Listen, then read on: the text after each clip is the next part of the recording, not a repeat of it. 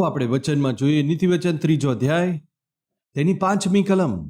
તું પોતાની અક્કલ ઉપર આધાર ન રાખ. ઇબ્રાહિમે જે ભૂલ કરી, સારાએ જે ભૂલ કરી તે આ જ છે. શું છે? પોતાની બુદ્ધિ પર આધાર રાખ્યો, પોતાની સમજ પર તેમણે સહારો લીધો. તેના આધારે મહાન પરમેશ્વર ઉપર આધાર રાખવાની જગ્યાએ તેમણે જૂઠ ઉપર આધાર રાખ્યો હતો. એ તો એમની સમજ છે, પરમેશ્વરની સમજ નથી. વાલાઓ, મિસર દેશમાં ઇબ્રાહિમે જૂઠ પર આધાર રાખીને જીવવા ચાહ્યું. શાંતિથી જીવી શક્યા? બતાવો વાલાઓ, ના. બીજું, તેમને કોઈ સંતાન નથી થયું એમ વિચાર કરીને સારા પોતાની સમજ પર આધાર રાખે.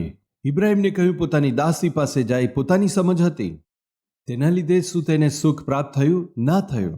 ત્યાર પછી શું થયું? હગાર કે જે એક દાસી હતી, પુત્રને જન્મ આપ્યા પછી હવે તે સારાને તુચ્છ જાણવા લાગી. તમે શેઠાણી થઈને શો ફાયદો? તમને બાળક તો નથી, તમે વાંજ છો એમ કહીને તે સારાને ત્રાસ આપવા લાગી, તેમની ઘૃણા કરવા લાગી. સારા સહન ના કરી શક્યા. પોતાની સમજ પર આધાર રાખ્યો અને દુઃખ ઉઠાવ્યો, સહન ના કરી શકી. ઇબ્રાહિમની પાસે આવીને, મારાથી નહીં બને, હવે હું સહન નથી કરી શકતી. શું થયું સારા? આ દાસી મારો તુચ્છકાર કરે છે, મને નીચી દ્રષ્ટિથી જુએ છે, મારી મજાક કરે છે, મારાથી નહીં બને, હું સહન નથી કરી શકતી. સારા, તે દિવસે મેં વિનંતી કરી હતી કે આ સારા વિચારો નથી, પણ તે ઉતાવળ કરી અને હવે તું તેને ઘરથી બહાર કાઢવા કહો છો. યસ, જ્યારે પોતાની સમજ પર આધાર રાખીને આપણે જે કંઈ કરીએ, વાલા માતાઓ, પિતાઓ, ચોક્કસપણે તીવ્ર પરિણામનો સામનો કરવો પડશે.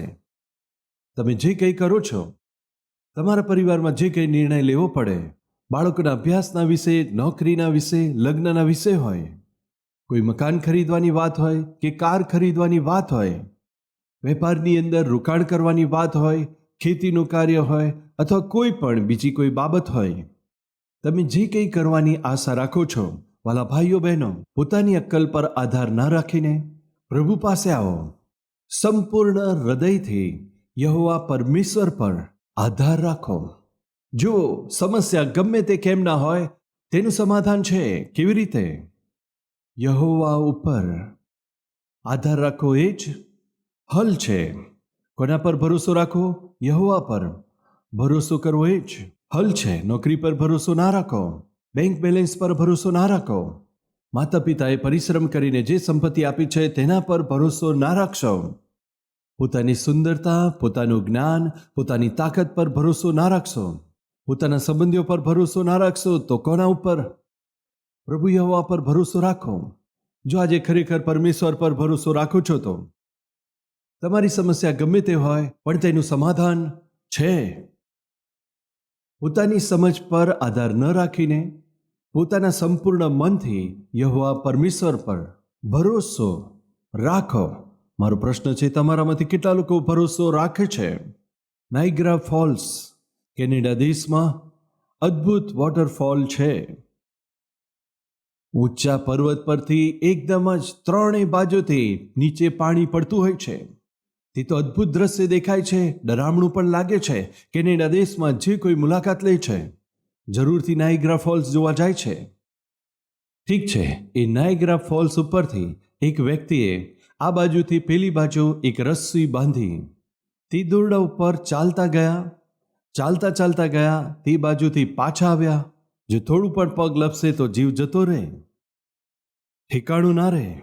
તે દોરડાની ઉપર તે ચાલતા ગયા ને ચાલતા પાછા આવ્યા.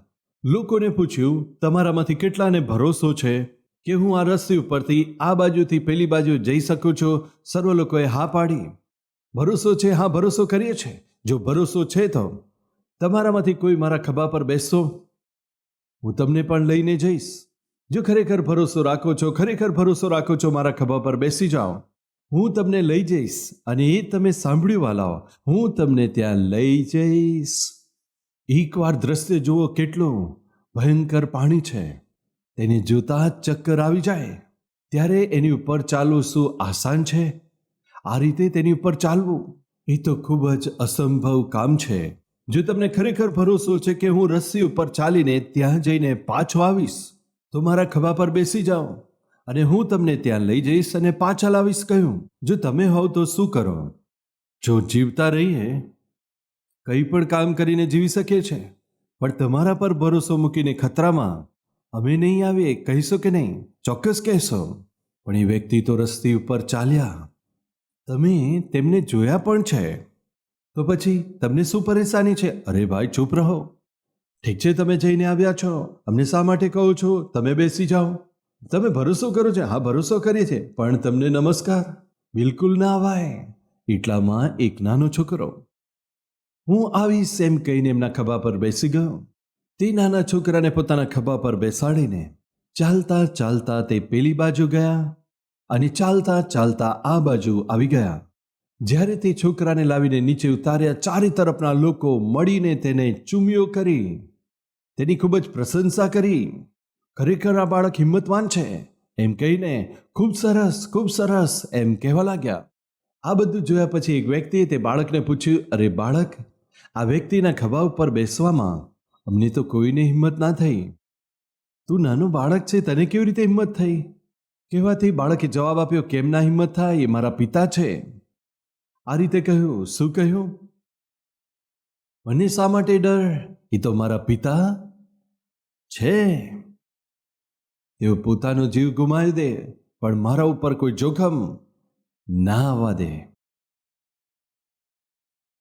હવે પહેલા ધ્યાનથી સાંભળો, પછી તાળી પાડજો. સૌથી પહેલા ભરોસો કર્યો કે નહીં? ભરોસો તો કર્યો, પરંતુ એ ભરોસો માત્ર કેવળ વાતો પૂરતો સીમિત હતો. પણ આ બાળકનો ભરોસો વાતો પૂરતો સીમિત નહોતો. તેનો ભરોસો કાર્યોમાં પણ પ્રગટ કર્યો. ખૂબ જ તેજીથી પાણી સર્વ ખાઈમાં પડતું હતું. લોકોને ડર લાગતો હતો. દ્રશ્ય જોતા પણ ડર લાગતો હતો. અસંભવ છે, નાયગ્રા ફોલ્સ ઉપર ચાલવું અસંભવ છે.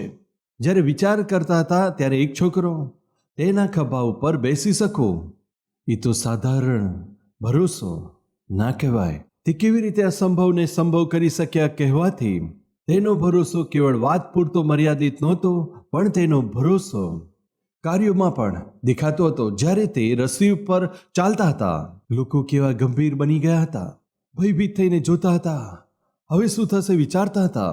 પરંતુ આ છોકરો કૂદીને પિતાના ખભા ઉપર બેસી ગયો. આનંદથી પિતાની સાથે અદ્ભુત કાર્ય તે બતાવી શક્યો. કારણ શું છે કે પોતાના પિતા પર તેને ભરોસો છે. વાલો, તમારી સમસ્યા ગમે તે હોય, મારા પરમેશ્વર તેનો જવાબ આપશે. શું તમે ભરોસો રાખો છો? વાલા બહેનો, ભરોસો રાખો છો? કેવળ તાળીનો વિશ્વાસ છે, વાતોનો વિશ્વાસ છે, કે પછી સંપૂર્ણ હૃદયથી વિશ્વાસ કરો છો? એકવાર વિચાર કરો. સંપૂર્ણ હૃદયથી જો વિશ્વાસ કરો છો તો કૃપા કરી સાંભળો. ઉદાહરણ તરીકે, જો તમે હોસ્પિટલમાં ગયા, ડૉક્ટરની પાસે ગયા, ડૉક્ટરે દરેક રીતે તમારી તપાસ કરી. તમે જુઓ છો, આ તપાસ પેલી તપાસ દરેક રીતે તપાસ કરતા હતા. તમારો એક્સરે જુએ છે, તમારું હૃદય ધક ધક ધક ધક ધક ધક ધડકે છે, ધડકે છે, ધડકે છે, ધડકતું હતું. 110, 120, 130 સુધી હાર્ટબીટ ચાલ્યા ગયા. તેઓ કશું બોલતા નહોતા. સર્વ તપાસ કર્યા પછી, તમને જોઈને તપાસ કર્યા પછી કહ્યું, સાંભળો, તમને કશું નહીં થાય, તમને જલ્દીથી સારું થઈ જશે, તમને કોઈ જોખમ નથી. આ વાત બોલવાથી હાર્ટબીટ જે 150 સુધી પહોંચ્યું હતું, 140, 130, 120, હા 70. ખરું છે ડૉક્ટર? મને કોઈ જોખમ નથી. કોઈ જોખમ નથી. મને ઘણાએ ડરાવી દીધો હતો. આ લક્ષણ દેખાય તો મરી જશો કહ્યું. અરે ચૂપ રહો, મરવાનું શું છે? કોઈ પણ ચિંતા ના કરો, 90 વર્ષ જીવવાના છો. આ શું હું 90 વર્ષ સુધી જીવી શકીશ ડૉક્ટર? હા, 90 વર્ષ ચોક્કસ. શાંતિથી જાઓ, બંને હાથ જોડીને. ડૉક્ટર સાહેબ, તમારો ખૂબ જ આભાર, તમારી વાત પર વિશ્વાસ છે, હું 90 વર્ષ જીવવાનો છું. એક વ્યક્તિ જેમણે ડૉક્ટરની વાત પર ભરોસો મૂક્યો, તે કેટલી શાંતિ સાથે હોસ્પિટલમાંથી બહાર નીકળ્યા. એ ડૉક્ટરથી પણ મહાન એક ડૉક્ટર છે. તે પ્રભુ ઈસુ ખ્રિસ્ત છે. શું ભરોસો છે? ભરોસો કરો છો? એ પ્રભુ જો કોઈ વાત તમને કહે તો તેને ચોક્કસ પૂર્ણ કરશે. વાલાઓ મારા, પિતાજીને 62 વર્ષે એટેક આવ્યો. જ્યારે હાર્ટ એટેક આવ્યો, એમનો જીવનું જોખમ હતું. પરિવારના લોકોએ મને ફોન કર્યો. હું હોસ્પિટલમાં ગયો. થોડા દિવસ પછી એમની હાલત સારી થઈ. જ્યારે હું પાછો આવતો હતો, પિતાજીએ હાથ પકડીને કહ્યું, ખબર નહીં કેમ ડર લાગે છે, કંઈક થશે, ડર લાગે છે. આ રીતે કહ્યું. એ દિવસે હું ખબર નહીં એમ કેમ કહ્યું, પિતાજી તમે બીસો નહીં, હજી 15 વર્ષ ચોક્કસ તમે જીવશો. આ રીતે મેં કહ્યું. કેમ બેટા, 15 વર્ષ હું જીવીશ? હા, ચોક્કસ તમે જીવશો, હિંમતથી રહો, એમ કહીને હું આવી ગયો. પરંતુ ભૂલ કરી. જો એ દિવસે મેં તમે 30 વર્ષ જીવી શકશો એમ કહ્યું હતું, ખૂબ જ સારું થાત. કેમ કે આ મંડળીને જોઈ શકતા, પ્રભુનો અધિક મહિમા કરી શકતા. પરંતુ શું થયું જાણો છો? બિલકુલ ઠીક. મારા પિતા 15 વર્ષ જીવ્યા. મારા પુત્રે કહ્યું છે ને, મારા પુત્ર તો સેવક છે. દીકરાએ કહ્યું છે 15 વર્ષ હું જીવીશ. હવે હું 15 વર્ષ જીવીશ એમ ભરોસો મૂક્યો. એક સેવકની વાત પર, એક પુત્રની વાત પર પિતાએ ભરોસો મૂક્યો. 15 વર્ષ જીવ્યા છે. તો વાલા ભાઈઓ તથા બહેનો, આ સેવકથી પણ જે મહાન છે, આપણા પ્રભુ ઈસુ ખ્રિસ્ત. પરમેશ્વરની વાત પર જો ભરોસો મૂકીશું તો આપણા જીવનમાં કોઈ વાતથી ડરવાની જરૂરિયાત નથી. આપણી સમજ પર આધાર ના રાખે. સંપૂર્ણ હૃદયથી યહોવા ઉપર શું લખ્યું છે? ભરોસો રાખો. સંપૂર્ણ મનથી જો તમે યહોવા પર ભરોસો રાખશો તો શું થશે? ત્યારે તે તમારે માટે એક સીધો માર્ગ પૂરો પાડશે. શું લખ્યું છે? કહ્યું છે, 6ઠ્ઠી કલમ છેલ્લી લાઈન, ત્યારે તારે માટે તે સીધો માર્ગ પૂરો પાડશે. ક્યારે? જ્યારે તમે બિલકુલ તેમનું જ સ્મરણ કરીને તેમની આણ સ્વીકારશો, ત્યારે સંપૂર્ણ રૂપે પોતાના પ્રાણ, આત્મા, દેહને પ્રભુને અર્પણ કરીએ. મારી ઈચ્છા એવું કદી ના બોલશો. ઘણીવાર જે દીકરાઓ દીકરીઓ માર્ગ ભટકી ચૂક્યા છે, તેઓ જે પોતાની સ્વેચ્છા ચાહે છે, પોતાની મરજી પ્રમાણે જીવવા માંગે છે, સંસારિક જીવન જીવવા ઈચ્છે છે, જુવાનીની અભિલાષાને આધીન છે, માતા પિતાને ઘણી વાર કહે છે, શું કહે છે? માં, મારી મરજી. અરે આ શું બોલે છે? ઘરે મોડે આવતા, ઘરે શા માટે મોડું થયું આવતા એમ પૂછવાથી મારી મરજી. મોડું આવું એટલું જ નહીં, જો જરૂર પડશે તો હું રાત્રે પણ ઘરે નહીં આવું. તેમાં ખોટું શું છે? મિત્રની સાથે ફરવાથી, મિત્રના ઘરે રહેવું પણ પડે. મિત્ર તરીકે રહેવાથી પોતાના સર્વ કામમાં તે પોતાના માતા પિતાને અધિકાર નથી આપતા. મારી મરજી. વાલા ભાઈઓ બહેનો, તમારા જીવનમાં તમારી આગળ જે કંઈ રૂકાવટો છે તે દૂર કરીને, જે દિવાલ છે દૂર થઈને તમારો માર્ગ સીધો અને સ્ટ્રેટ બની શકે. માટે તમારા સર્વ કાર્યોને પરમેશ્વરના અધિકારમાં સોંપવાનું છે. સંપૂર્ણ હૃદયથી તમે પરમેશ્વરને આધીન થાઓ. મારી મરજી નહીં પ્રભુ, તમારી મરજી. લગ્નનો શું સમય આવ્યો છે? તમારું મન કંઈક ચાહે છે, તમારો આત્મા કંઈક ચાહે છે, તમારું શરીર કંઈક ચાહે છે. તમારું શરીર તો પરમેશ્વરના સંતાન ના હોવા છતાં, તે વિશ્વાસી ના હોવા છતાં તેની સાથે લગ્ન કરી લો કહે છે, પણ તમારો આત્મા વિશ્વાસી સાથે જ લગ્ન કરવા માટે કહે છે. તે વ્યક્તિ સાથે લગ્ન કરવું પરમેશ્વરની ઈચ્છા નથી. કોને આધીન થશો? આસાન માર્ગમાં તમારા મિત્ર ધન કમાઈ રહ્યા છે. સરળ રસ્તાથી તમારા પાર્ટનર ધન કમાઈ રહ્યા છે. સરળ માર્ગમાં ચાલીને તમારા પાર્ટનર પ્રમોશન પામે છે. તેઓ કહે છે, અરે પાગલની જેમ હજી કેટલી મહેનત કરશો? રાત દિવસે 30 દિવસ સુધી મહેનત કરવાથી તમારા હાથમાં તેઓ 20,000 રૂપિયા પણ વેતન નથી આપતા. પણ જો તમે મારી વાત માનશો તો 3 રાતમાં 30,000 મળશે. એકવાર વિચાર કરો, માતાને પિતાને સંભાળવાના છે, ભાઈને ભણાવવાનો છે, નાની બહેનના ભવિષ્ય વિશે વિચારવાનું છે. આટલી બધી જવાબદારી તમારી છે. 20,000 રૂપિયામાં તું શું કરવાની છે? અમારી પાસે આવી જાઓ. સરળતાથી પૈસા કમાઈ શકે છે. એક રાતના 10,000 રૂપિયા મળશે, 5,000 રૂપિયા મળશે, મહિના થતાં 1.5 લાખ રૂપિયા મળશે, 2 લાખ રૂપિયા, 3 લાખ રૂપિયા સરળતાથી કમાઈ શકાય છે. ભલો કેટલા લોકો આવા પાપમય માર્ગને પસંદ નથી કરતા? સરળતાથી પ્રમોશન પ્રાપ્ત કરવા, ખોટા માર્ગથી ઉપર આવી જવા માટે ઘણા ભાઈઓ અને બહેનો નીચમય કામોને માટે વેચાઈ જાય છે. વાલા, બાઇબલ બતાવે છે, તમે પોતાની અક્કલ પર આધાર ના રાખો, પરંતુ પોતાના સંપૂર્ણ હૃદયથી યહોવા પર ભરોસો રાખો. પોતાના સર્વ કામોમાં તેમની આણ સ્વીકારજો અને કહો, પિતા, મારી મરજી નહીં, મારી ઈચ્છા નહીં, તમારી ઈચ્છા મારા જીવનમાં થવી જોઈએ. તમે જે કહેશો તે પ્રમાણે હું કરીશ. જે તમે ના પાડશો એને હું અડકીશ પણ નહીં. જે તમે ના પાડશો તે વિશે વિચાર પણ નહીં કરું. એ બાજુ હું જઈશ નહીં. તેની આશા બિલકુલ નહીં રાખો. તમારા અધિકારમાં સંપૂર્ણ રીતે તમને આધીન થઈ જઈશ પ્રભુ. એમ કરીને જો પરમેશ્વર તરફ ફરશો તો બાઇબલ જણાવે છે પરમેશ્વર તમારા માર્ગને પાધરા કરશે, ખુલી જશે.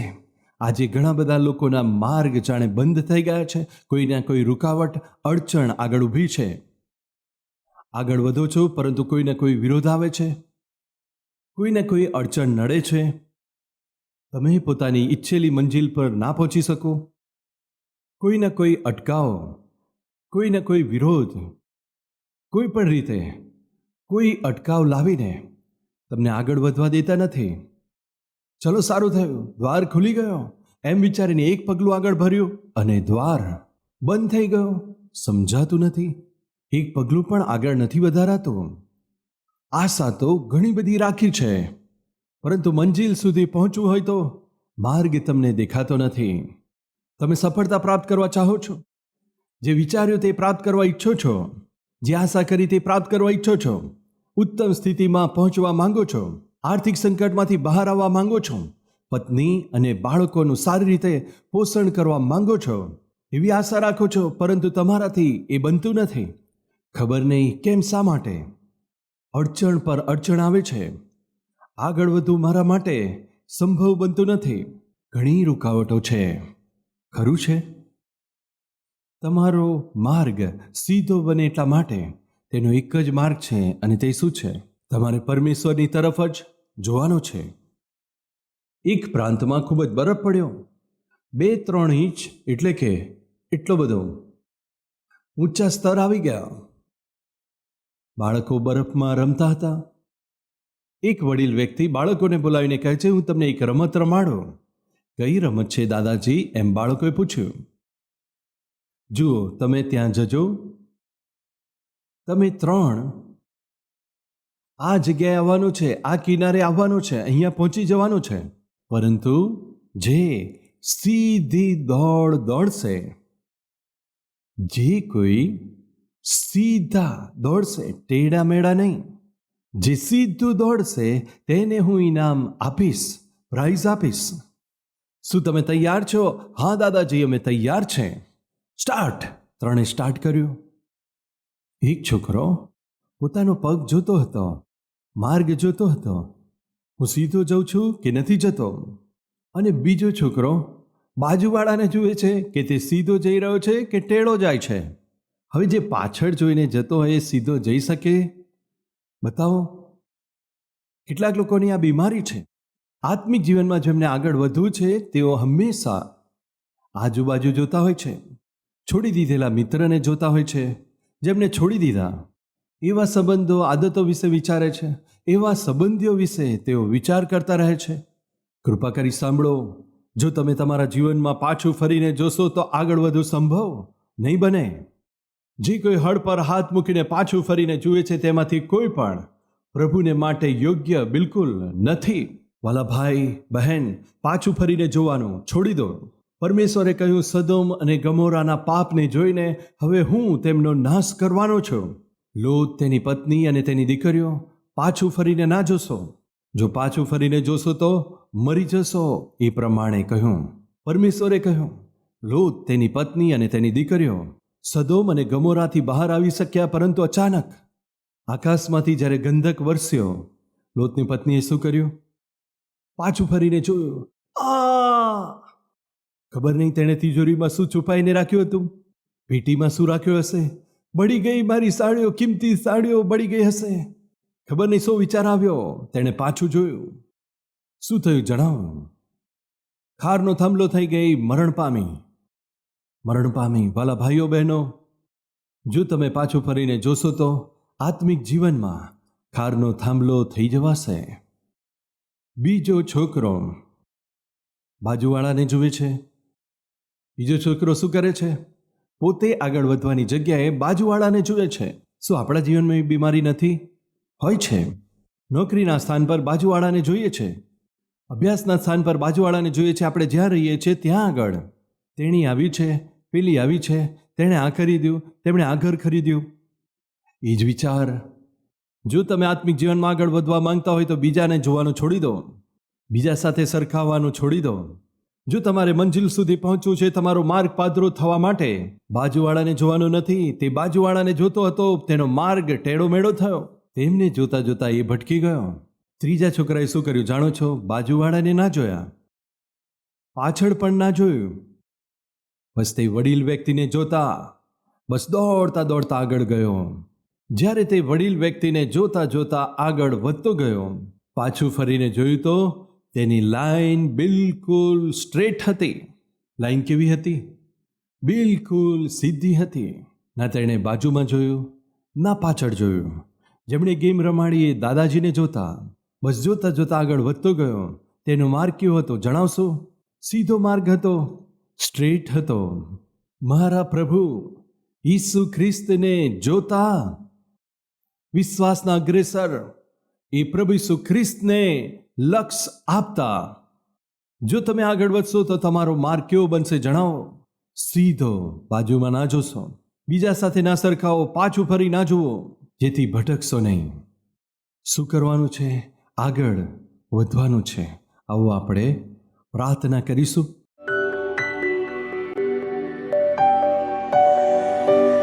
પિતા, અમે પાછું ફરીને ના જોઈએ.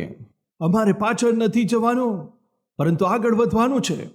રૂકાવટ હોય, વિરોધ હોય, કોઈ પણ દિવાલ હોય, ચાહે ગમે તે હોય, કેવળ તમારી તરફ જોતા પ્રભુ આગળ વધી શકીએ વિશ્વાસ આપજો, હિંમત આપજો. અમારી પ્રાર્થનાને સાંભળો. દરેક વ્યક્તિ જે આ સંદેશ સાંભળે છે તેમને આશીષિત કરજો. પિતા, તમારો આભાર માનીએ છે. તમારી સ્તુતિ કરતા અમારી સર્વ પ્રાર્થનાઓને સાંભળીને તમે જલ્દીથી ઉત્તર આપવાના છો. તમારી સ્તુતિને મહિમા કરતા પ્રભુ ઈસુના નામમાં માંગીએ છે પિતા. આમેન.